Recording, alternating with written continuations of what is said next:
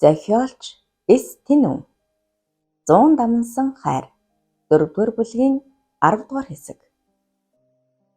Дүүгийнхээ амьдралд хал тоолб зуулгасандаа үргэлж харамсаж явдаг хангай тоглолтын тасалбар зориуд худалдан аваад хуланд бэлгэлжээ.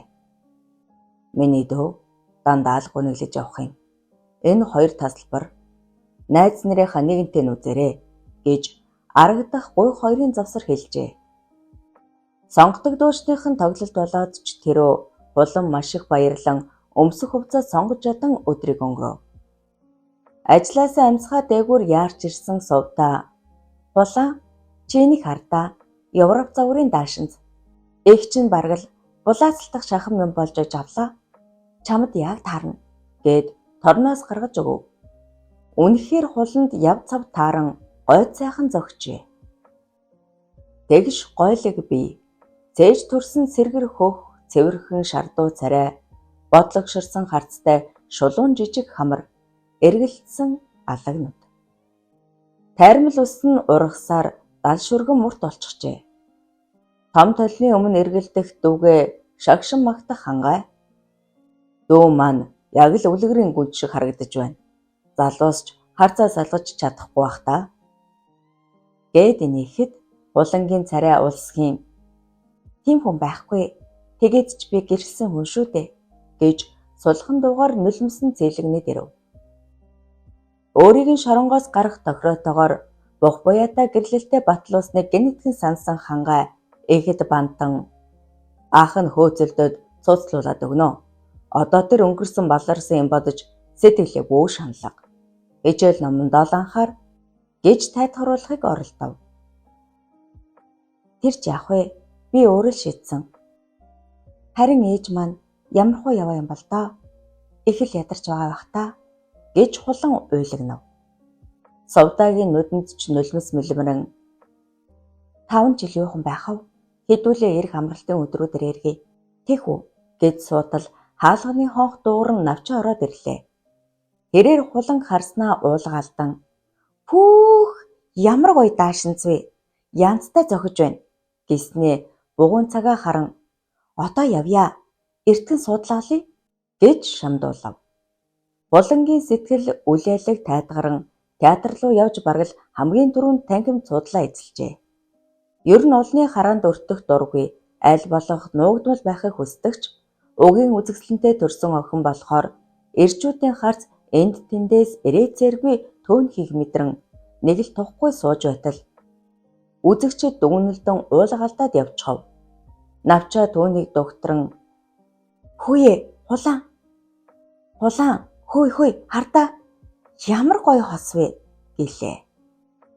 Хулан нүд буланд нь сэм хартал дөл шүрээ хоёр сугдалцсан ороод ирж буй нь нүдэн тодхон харагдав.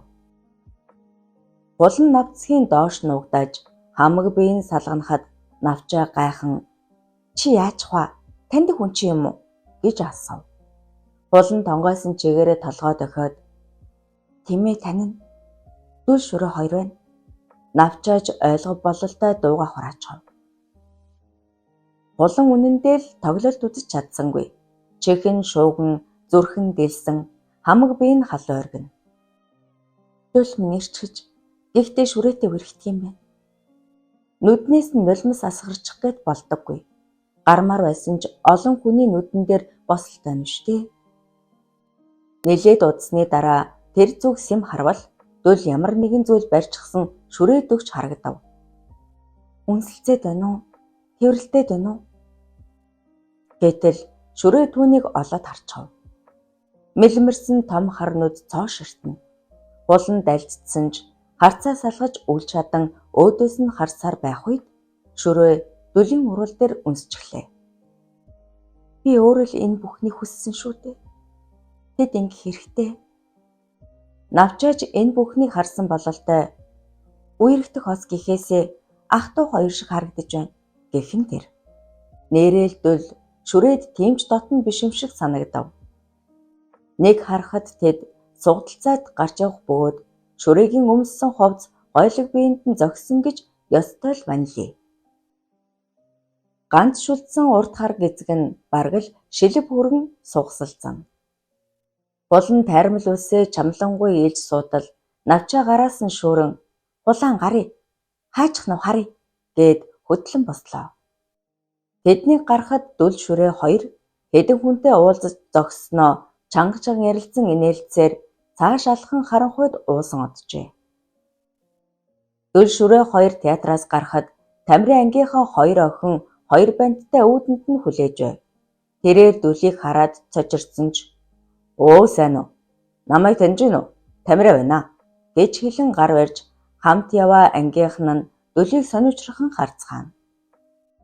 "Хэдүүлээ жоохон ийшлээ" гэснээ Тамир нөгөө дөрөвтөө хандан "Манай шүрээгийн найз залуу шүү дээ. Танилццгаа. Ашгүй аавтайгаа тоглолт үзээгүй юм байна. Яаж гуй даа гэж айж байсан юм. Санаа амарлаа" гээд инээд алдан нөгөө хэдэнд ч дагаж хөхрөн цааш халахцгаав. Шүрээ олдсон цаг хугацаа бүхнийг дүлийн дэргэд өнгөрөөмөр байсан ч Тамир тэднийг хосууд гэж бусдад хэлсэн болохоор сэтгэл санаа нь нэг сайхан болж жоохон наригсан ч яах вэ гэж шийджээ. Тэднийг хол явсангүй. Ангийнхаа найзынд орцгоож бэлдсэн ширээнийхэн ард суугаад албан ёсоор шүрээгийн төрсөн өдрийг тэмдэглэж эхэллээ. Тамиртай цуг ирсэн 4 хүүхэд хос бөгөөд шүрээгийн ангийн найзууд.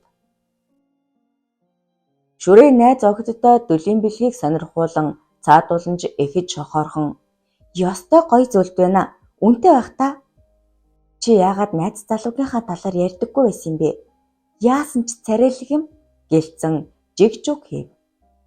Тамирын сэтгэл санаа жоохон дундуур байсан ч хаанаас олсон юм бүү мэд хэдэн шил боргоо шар ариг гарган аягандаа хийгээд сургуулийнхаа хөөрхөн охидын нэг шүрээгийнхаа төрсөн өдөрт анхудаа шар ариг ууж үзэх гэж байна. Ямар ав? Өөй гэж урайлан бүгдэл сониучрахан тамшаалан ярван ууцгаав. Шүрээ нэг аягыг уужгаад дотор нь халж нэг сайхан болоод ирсэн тул явмаар санагдан өндөлцөж сууснаа. "Би гэрлүүгээ ярихгүй бол болохгүй нь. Одоохон" гээд гэрийн телефоныг эргэдэн аавтайгаа ярьлаа. Аав ээж хоёр нь очгог аваад найзынх руугаа явлаа. "Дүл та хоёр оройтолгүй гэртээ хараарай" гэхэн тэрэ. Өнөөдөр нэг л ер бусын өдөр мэт санагдана. Хүсэл мөрөөдөл нь яг санснаар нь билээдж байгаа юм шиг. 18 нас хүрч том болчихсон юм шиг санагдана. Хаяахан төрдөг тэр нууцлаг мэдрэмж улам бүр асан дүрлцэх шиг болж дүлийг харах тоолонд хайр буцлан бөгсөн биер нь халуу дүгэн сонирн болоод ирэв. Ер нь л харъя. Гэрт хүн байхгүй. Шүрээ шилтэй шар аргаа аяга руугаа хийчгээд босож зогсон. "Найзуудтай маш их баярлаа. Бид хоёр явахгүй бол болохгүй нь. Аав ээж маань жоохон санаа зовоод байна гин. Автобус ч зогсохно" гэчгээд өнөөх шар аргаа дуустал нь уучхав. Тамир болоод найзуудтай нь энгийн хүрнэт суусан дөл улаа бутарчихсан шүрээг саяан зармагц. "За баярлаа. Бид хоёр ингээд явъя да. Энэ маань жоохон халчих шиг боллоо" гэд өндөөлөө. Энхмаа шагаагийн хоёр охинж хөөхөн халчихсан. "Жоохон суучхал та. Цаг эртвэн штэ." "Шүрээ, найзаа гайгүй штэ. Энд хонсон ч болно" гэцгээв. Хэдэн хормын дараа бараг сүүлийн автобусанд амжиж суусан дүл шүрээ хоёр тас тэврэлдсэн явж байлаа. Дүл үл айлыг хөндөрөх гэж оролдсон ч шүрээ шар аргинд банарсан уу? Тас тэвэрчгээд талмаарт нь ширтнэ. Буудал дээр буусан хойноож хөл дээрээ тогтож чадахгүй дэнжигнэн гуйж дүл удаан бодсонгүй сэв хэдэл өргөн үүрээ далхачхав. Намар оройны жихүүн салхи хүлээн нилийн хүйтэн байсан ч хэн хин огтхон ч таарсангүй. "Аха, ямар гоё байна" хэмээн ялдам хоолоогоор шивнэх шүрээгийн том хатуу хөх ар нуруунаас эргэнүүлэн нухаж гайхалтай мэдрэмж төрүүлнэ. Дүл өөрөө хүсэхгүй байгаа ч түүний залуу насны гал халуун мэдрэмж сэргэн тачаалтаа автаж орхив. Уг нь оч гэрлийг хэр том болсныг харж цооширтэг хархан нүдийг нь өхөөрдөм эрхлүүлэх бодол тээж явсан дүл ар нуруунд нь үүрэгдсэн хөөрхөн шүрээг хүсэж эхлэх тэрэ. Тоглолтоос шууд гэртээ ирсэн хулан үгийн солиогүй өрөөнд ороод уйлаад суучихав. Хангаа сувдаа хоёр гайхаж хоцорсон хүмүүс яах учраа олохгүй яав ив гэлцэн сандралтна. Уг нь гоё тоглолт үзээд сэтгэл өөдрөг ирнэ гэж хүлээж байсан нь талаар өнгөрч хүн амьтан дээрлэгсэн болов уу гэж хоорондоо ярилцсан арга ивийг нь олж ядав. Улан хэсэг уйлд сууснаа нулимстай нүдэ арчин "Ахаа, ихчээ би зүгээрээ сая тоглолтын дээр төлийг олж хараад л сэтгэл хямарчихлаа. Одоо зүгээр" гээд доглон нулимстай инээмсэглэв. Хангаа уртаар санаа алдаад "Дөөл гадаадд сурч байгаа шүү дээ. Ямар ажиллаар ирсэн юм бол доо.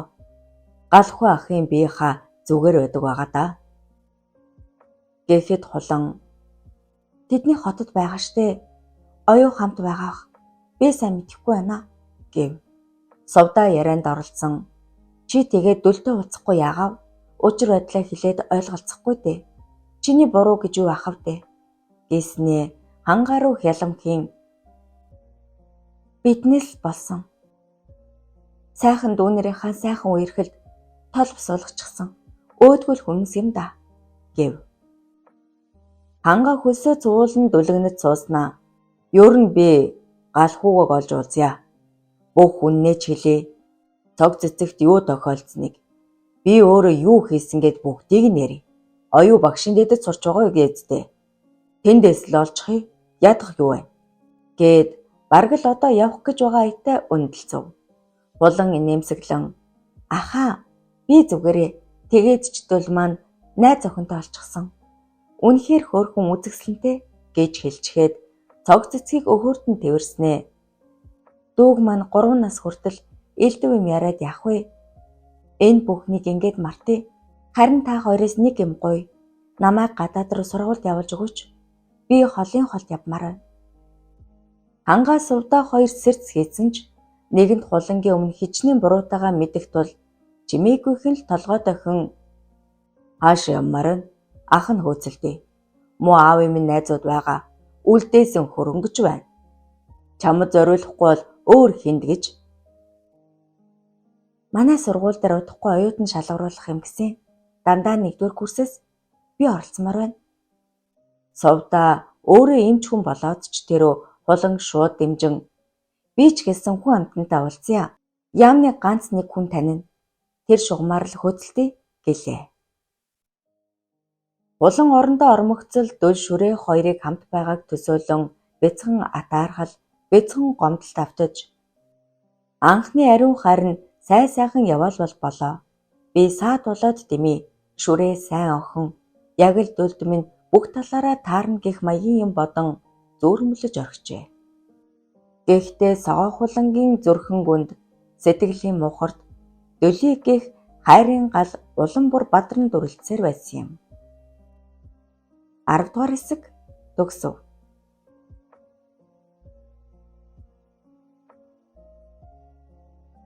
Зуун дамнасан хайр 4-р бүлгийн 11-р хэсэг. Ганц зургийн очиход хинч байсангүйд ихэд гайхсан дөл "Танаахан хажив. Би уг нь очгоог харах гэж л."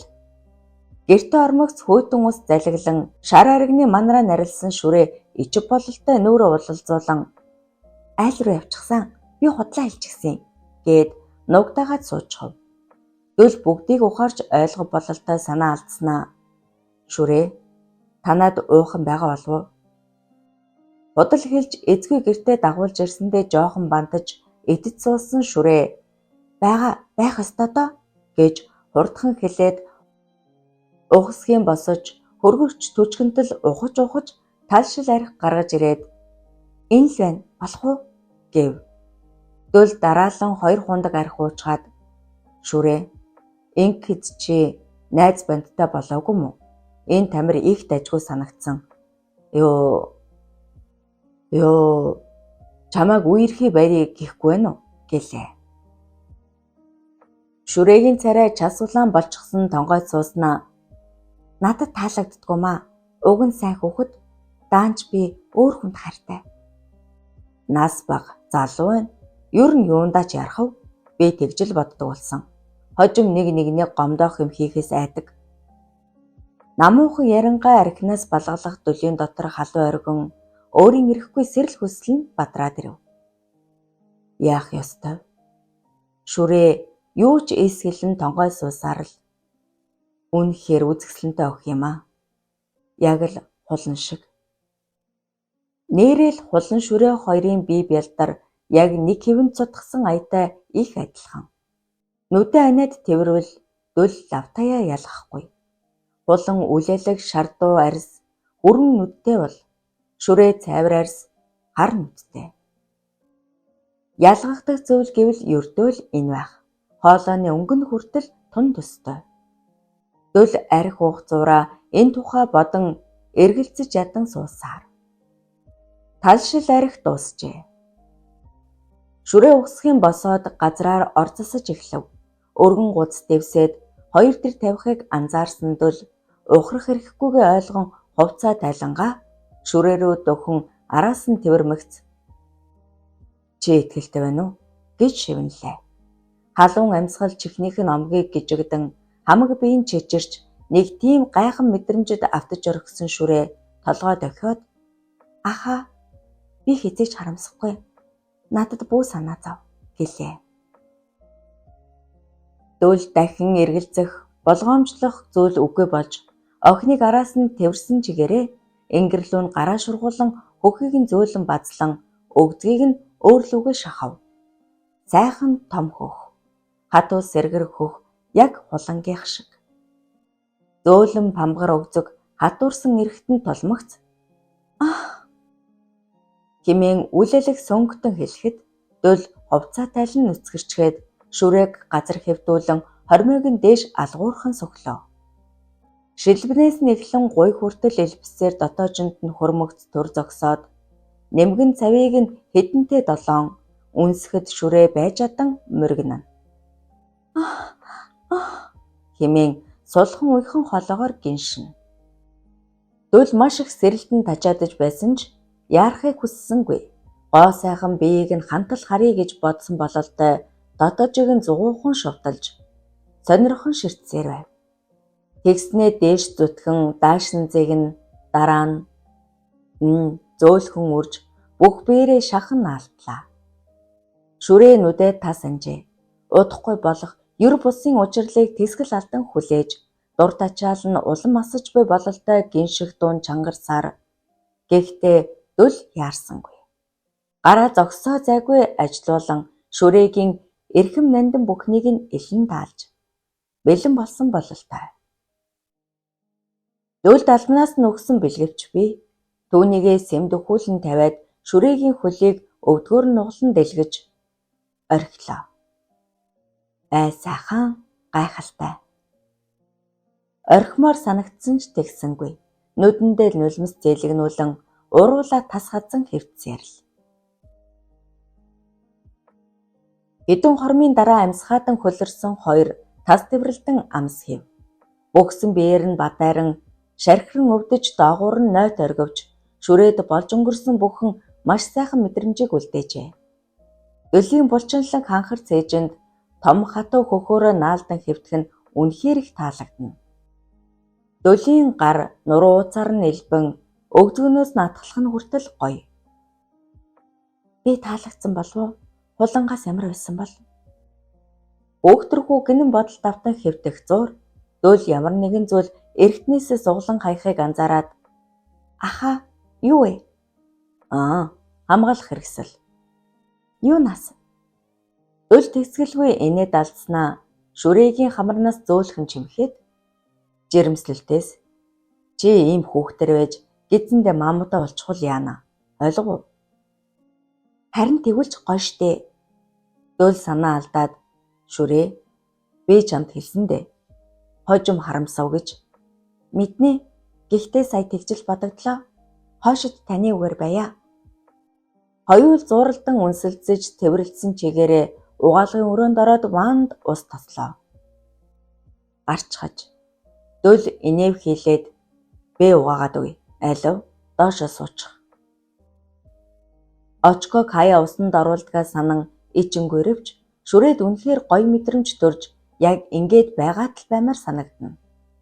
Дөл хоёр гараа савандаад шүрээгийн бүх биеийг элбэн угааж хэсгийг нь ч үлдээлгүй зөөлөн үрсээр л байв.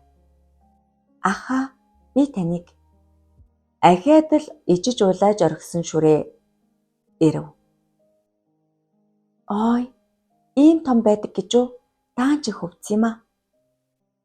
Буял тачаалтаа автаж орхисон дул тэсгэл авдаг бололтой шүрээг татан босгоод тас тэврэн озож эхэллээ. Үе жоохон холдож зогсоод нүцгэн биеийг нь сайтрачна. Ахаа, юу хараад байгаа юм бэ? Чиний гоё биеийг ой санамжиндаа хадгалж авч байна. Ингэж хэлчихэд дул охиныг сэвхийтэл өргөн байрнаас гаргаад өрөөлүгэ алхачав. Ахиад л гайхам янаглал өрнөн тасалгаанд уйглан гиншин цурайлж хэтэрхий гоодорсон хөөрхөн шүрэгийн биенд шунан зүтгэн умблаа. Хэд хоногийн дараа зил 130 машин хөлгөлсөн дул маань хотын төвөөс гарan зүүн зүгийг чиглэн давталгаж байв. Инженерээ хамлсан ёсороо машиныг нь үнэхээр гой болгож анзалжээ. Тэрээр дүлийн мөрийг нөхөрсгөр алгадан гаднаас нь харахад зил 130 атлаа хүчтэй мотор суурлуулсан. Бас мааз бүкс тавьсан. Тэр бүхэл туслах хоровтой гэд боддоо. Баргийн эс шавар даваа гүгэнд торхгүй. Чиний хэр жолоотгол мэдэндээ. Аа тийм. Кабиныг чинь хойшоогоо 50 см орчим сунгаж анзалсан. Чам шиг эд залуу насандаа яваа хүн. Замд дэлсүүл охид бүсгүүчүүд таарвал шахалтахгүй амар гэж хэлээд сэтгэл хангалуун инээжээ. Нээрэл хурд хүч гэж янзын болсон нь элт мэдрэгдэж байв. Жиргүүлтэй хамт 10 гаруй тонн ачаанд огтхон ч төөртөхгүй бараг л хоосон аягтай давхих аж.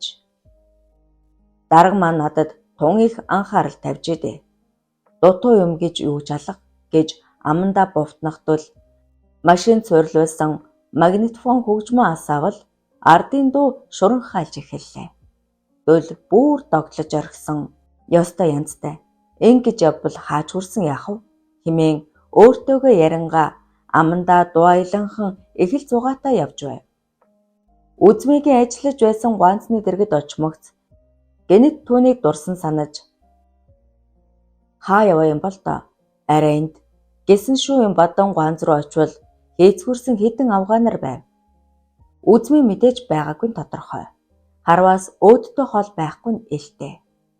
Дөл тэдэнтэй минд мэдчихэд л гарлаа. Маргааш нь хинтэд ачаагаа буулгачаад дорнод орох ачаачин саатсангүй хөдөлжээ. Ер нь дөлийг хаанч утсан ачаа буулгах ачих тал дээр огтхон саад гардаггүй байв. Энэ нь мэдээж дээрээс өгсөн тушаалын үр дүн байх. Аймгийн төв гэхээс хөдөө сумуудаар явж зээр агнаж буй отгуудаар орж гарan хэдэн өдөр тэнсний эцэст ирж яваа хүнийхээ сургийг гаргаж улам цаашлан Менингийн талаар давхин улсын хил рүү ойрцоор байв. Шувууч үл харагдах зах хязгааргүй уудан талаар давхиад л байдаг юу ч эс таарна. Ашгүй зорьсон газар нь дөхөж буй бололтой ганц нэг адуу мал таарч эхлэн айлын бараач харагдлаа. Тэнгэр бараатан харанхуйлж юу юугүй цас хайлан салхины хүч нэмэгцээр улам эрчлэн шуурч эхлэв. Говийн шуурга аюултай гэдэг. Дөл тэртээд харагдаад үзэгдэхэ болсон айлыг чиглэн давхисаар олж очмогц шуурга бүр хүчлэн ёстой л газар тэнгэр нийлэх шахам юм болов. Дөлийг гэрт ороход сандарч бачимдсан өвгөн эмгэн хоёр ойгарантай жаахан хүү гурав угтаж хөө минь яасан буянтай хүн бэ? Охин маань хониндоо яваад ирээгүй байна. Яахав гэлцэв. Чиргүүлээс салган өвгөнийг суулган охиныг удалгүй олж гурвал хамжиж дэмжин хонио туусаар хашаалж чадлаа. Өвгөн эмгэн хоёр бөөн баяр аль хөө минь тухал цайв гэснээ охиндоо хандан "Дэнсмаа, миний охин мах шулбилд хүүд хоол хийж өг" гэлээ. Дэнсмаа гэсэн үү? Дэрт бүрхий болж лаасаасан болохоор охины царай сайн харагдахгүй байв. Зааваа, одоохон. Мөн байна. Дөл охинлоо нухацтай гэгч нүд буландан харсаар хэдэн жилийн өмнө дотор байранд өвөрт нь шурган орж ирсэн булцгар цагаан охин мөн болохыг баттаа таниад хамаг биеийн халуун оргин сэрэл хүсэл нь бадраад ирлээ. Дэнсмагч мөн байна. Гэхдээ ягаад энд амьдардаг вүлээ? Манай залгаан сумных шүү дээ. Өөр газрын мухарт. Дөл цай уучлах зураа Дэнсма руу нүд буландан ажсаар байв. Өнөөх охин гентийн зочин өөрийг нь хараад байгааг анзаарсан бололтой ширв татан буруу харчхав. Буруу ойлголт төрүүлснээ санаа зовнин ичиж орхисон Дөл энэ байдлаасаа гарах санаатай өвгөнтэй хуучилж эхэллээ. 11-р хэсэг төгсөв.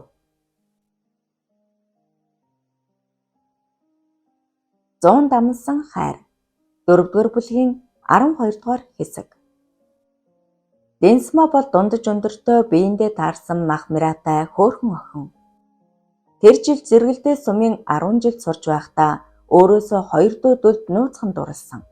Одоо ч зүрхнийх нь гүнд тэр хайр нь яг хിവэрэ нуугдан байгаа. Хөдөө төрж өссөн ичимхий бүрэг Дэнсмагаас санаанд оромгүй зориг гарч хайртай Дөлийнхээ анхны охин нь болж өөрөө ч анхны эртээгээ дэр нэгтгсэн.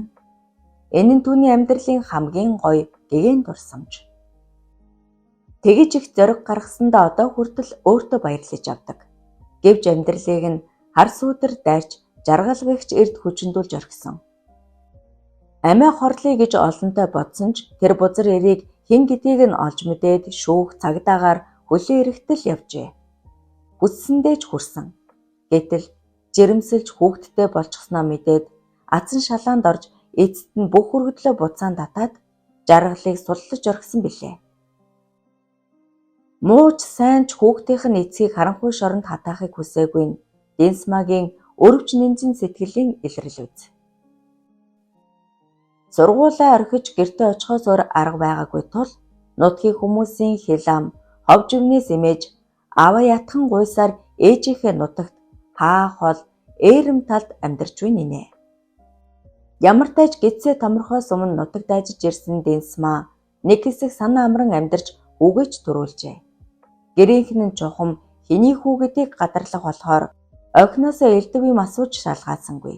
Тэр бүхэл аав ээж хоёр нь "Миний охин сэтгэлээр унаад яах вэ? Хүүг чинь бид хоёр нэр дээрээ бүртгүүлчихье. Чи дараа жилээс сургуультай яв" гэж ятхан Дэнсмаач завж чулуундөө хичээлэд автдаг болж сэтгэл нь сая нэг тайвширчээ. Гэвч саяхнаас аймаг даяар зээр агнах компанид ажилд өрнөж 50 амгалан байсан гэрээр нь дэлсүүл зочиж айчлах болов. Аав ээж хоёр нь өөрт нь огцсон 50 зээрийг агнахаар явдаг болж Дэнсма ээжтэйгээ ээлжлэн хониндоо явна. Хэд хоногийн өмнө гэртээ ганцаараа байсан Дэнсма дээр 66 машин хөлгөлсөн хэдэн залуу ирж өдөж хоргоон хөөх дэлэн өгзөх хөхнөөс нь атгалан хуйл тачаалаа барьж адццгаан дэггүйтжээ. Аз болж аав ах хоёр нь эрт ирж ах нь тэднийг хашрааж өгснөөр хэрэг явдал намжив. Өнөөдүүлэн цагдаад гомдол гаргаж ахыг нь аймаг руу бариад явчихжээ. Гэр бүлдээ би гайл болж байна. Ер нь л явъя, хот оръё гэж бодох болж чимээгүйхэн бэлдэж эхэлсэн үеэр машинтай зочин ирсэн нь энэ. Харц салгахгүй ажаад байгааг зөнгөөрөө мэдэрсэн Дэнсма түүнлүү ширв татан муухай хараад нүүр өгсөнгүй. Бас нэг шалаг амтан байна. Энэ аав бүр хүний мөрөөс л болцсон юм уу да? Хоол хошч гэх шиг сүйд болоод ах юм. Энэ шүн юу болдог бол? Химэн айц тавтан чимээгүйхэн ажиж байлаа. Гэхдээ өнөөх залуу бусдаас арай өөр. Харц нь эрэмгийн атлаа зөөлхөн. Нас 30 орчим юм шиг боловч царай зүс нь хөөгдрөхөө эрдүү цээл хоолойтой гой хүн болох нь баг багаар анзаарагдаж эхлэх тэрэ. Хэн нэгнийг санагдуулна. Хөдлөх ярих тэр дундаа харц нь ямар адилхан юм бэ? Дэнсмагийн хөхний товж эрвгэнэн энэ нороод эхэлчихв. Яана, юу болоод байна? Ичмэр юм. Чансан маха тавглах зураа ахиад л зочинтой санаандгүй харц тулчихв. Нүүрөөд халууд өгөн гарын салганаж зүрх нь хурдтай цохилгыг анзаарсан Дэнсма эр хүний хүдэр чирэг биеийн тэврүүлэн жаргах хүсэлд автан норж эхэлжээ. Шуурга улам ширүүлсэн гэр хийсчих шахан хөвсөлцтөл үлээн. Азар чээрч таарад хонь малааж хотлуулж амжлаа. Энэ шуурга мод зогсохгүй дэгэ гээд өвгөн хувцаа нэмгэлэн галд дөхөн сув. Дэнсма тогоонд мах үн галаа сайтар түлчгээд ээжтэйгээ хамт гараад явчихлаа. Янз нь үхрээ саах гэж байгаа бололтой. Энэ зуур дөл өвгнөөс хэдэн зүйл асууж өвгөнч яриа хөрөөтэй нэгэн аж. Тэднийх шилжиж ирээд жил гарan болж байгаа бөгөөд шалтгаан нь Дэнсмагийн асуудлаас болсон юм шиг санагдав. Тэгэхээр энэ хүүхэд жаргалынх юм байна. Муу новш гэж дөл зэвүүцэн бодох зуур өвгөн том хөө маань аймгийн цагдаа дээр баригдчихсан байгаа. Зээр агнаж яваад баригдынхантаа тар тур хийгээд тэд цагдаад өгчихсөн. Муу охиныг минь эзгүйчлэх гээд. Ёстой дээрэнгүй. Хууль дүрмээс ангид хүмүүс юм байна лээ. Манайхаар хаа нэг ярьдаг юм. Эмгэн бид хоёр ч яахав? Муу охиныг минь л гэж суудал Дэнсма ээжтэйгээ орж ирэн өвгөнч амаа хамгичхав. Би зөв газар олоод ирчихсэн бололтой. Энд хэд хонмор юм байна. Харин яаж? Дөл бодлогошрон сууснаа. Ахаа, би машинаа хучихгүй бол их хүйтэн байна. Гээд өндийтэл өвгөн. Аль вэ? Охин минь. Энэ ахтай тусал. Ийм ширүүн шуурганд машин хучих амаргүй гэв. Нэрэл ганцаараа бардаг ажил бишсэнж. Хүчтэй шуурганд бүхээгээ хучиж дуусаад Дэнсмад хандан баярлаа. Гэхдээ та намайг танихгүй байна уу? Гээд шууд л хэлж орхив. Өөрийгөө илчилсэн нь дээр гэж боджээ. Дэнсма гайхан зог тусснаа. Та гэсэн үү? Та ч нарай. Ёо гэж ирэхэд дөл машины нүмерч шургаад сахлаа хуулан Дэнсма руу харахад цаадах нь нүдэ бүлтийтэл уулгаалдаад дөл байна штэ чи яаж? Дөл хурууга уруулдаа хүргэн чи орой кабинд ороод ирч чадах уу? Бүгдийг нь ярьж өгье. Гэхдээ энэ нууц шүү. Ойлгов уу? Дэнсма толгоогоо хурдан дохиод гайхширсан харцсан хараар гэрэлтэн инээмсэглэжээ. Тарган үхрийн чансан мах эдэнгээ дөлийн бэлгэлсэн хатуу сархад задлан буйд нутгийн ганц гэр тун хөөр хөгжөөнтэй байлаа. Төрүүхэн барайж хялалзан байсан Дэнсмагийн хөл хөнгөрчихсөн. Альвэ ганааха? Аяга цай хоолыг гэж байн хэлэх аж. Өвгөн нилээн халамтсан бололтой нүрээ шудрангаа. Хөөв минь. Хоолын хүн сайн идэж ав. Хэзээ буцах уу гэж бовтнон. Дөл одоо л хэлэх цаг нь болжээ гэж бодов бололтой. Машин маань жоохон доголдоод болдоггүй. Хот руу сэлбэг захингаа энд ганц нэг хонвол та дурууцахгүй зүтэй. Гэхэд өвгөн эмгэн хоёр уулгаалтан толгойд огцгоон. Хань бараатай харин ч сайн байна. Хэд хонсон ч хамаагүй хэмээн тун урайлгхан ам булаалтан хэлцгээв. Цаг орой болж дөл машина халаангаа ор дэвсгэрээ засах зуур инженер ах маань үнэн хэлжтэй кабин маань хамаагүй зайтай олчгож инээмсэглэн бодож байв. Уусан арх дотроос нь халуун оргин Дэнсмаг хүлээн хөвцээр нэлийн удав. Ашгүй кабины хаалга тоншиж байна. Дөл өндийн онгойлгоход Дэнсмаа шүүхтэн амьсгаацчихсан орж ирээд аав өглөөд болтгүй. Юу гэж? Чамд хань болж хон гинэ. Чих таалагдсан бололтой юм гэд инээлээ. Дөл ичиж имээсэн ч юм уу? Хожим хойтхоо бодох бодол үнэндээ байсангүй. Занданган тайлсан анхны эмэгтэй. Тэгээд ч Дэнсмаа элдв юм нэхэж хайр шаарддаггүй. Сексийн хувьд ч аятайхан таардаг гэж санагддаг. Магадгүй анхны эмэгтэй байсан учраас бас тэр талаар олон зүйл заасан болохоор л тэгж санагддаг биз. Дэнсмад ч маш сайхан байгаа бололтой эрэлж нэрлэгсэнгүй шууд л хувцаа тайлан дөлийн өвөрт ормогцол доош шурган энэ оролдон эхэлжээ. Хангай сувдаа хоёр маш идэвхтэй хөөцөлдсөөр хулан гадаад руу сурах оюутнуудын тоонд оруулж чадлаа. Талигач Нимагийн үлдээсэн хөрөнгө, танил тал, ах トゥ нь үнэхээр их хэрэг болов. Анагаах ухааны чиглэлээр дэлхийд тэргүүлэх байр суурь эзэлдэг, энэтхэг улсад суралцсан гэдэг тэр үед ёстой л Тэнгэрээс од шүүрэх дайны аз завшаан байсан юм. Улс төрийн нөхцөл байдал өдрөөс өдөрт хүндрэн, Сүхбаатарын талбай, Ялалтын талбай гэдэл хүн ихтэй газруудаар үе үе жагсаал цуглаан болж залуучууд ч идэвхтэй дэмждэг байсан үе. Хулан хэдхэн өдрийн дотор явах бэлтгэлээ базааж амжин суман цагаан онгоцонд суугаад нисгэд бэлэн болжээ. Явхаас 2 өдрийн өмнө ангийн оюутнууд цуглан бяцхан үдэлт хийж хөөхөн бужигнаад авав. Эцэст нь дотн найз Навчаа, Дууя хоёр дой үлдэж ганцаараа шахам амьдардаг Дууягийн шүндэл болтол ярьж суужээ. Нэг шил шараар гууж хөөхөн халчихсан охид ёстой л сэтгэлийн үгсээ хүрнэж байлаа. Навчаа их л бодлогошронгүй. Та хоёр өндөр гоё биетэй. Тийм болохоор залуус их сонирхох юм. Би дэндүү намхан. Цагсан бөмбөр хичээлээд ч нэмэр алга гэж гомдлоход Дууя. Нуруу өндөр байлаа гэд хүнтэй уурхиж барьсан юм алгал байдаг. Харин чи игдүүтэй хөөхөн штэ.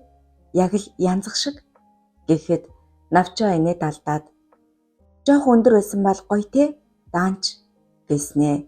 Дууя руу дөхөн нөгөө жолооч ах юу болсон бэ? Уулцсан уу?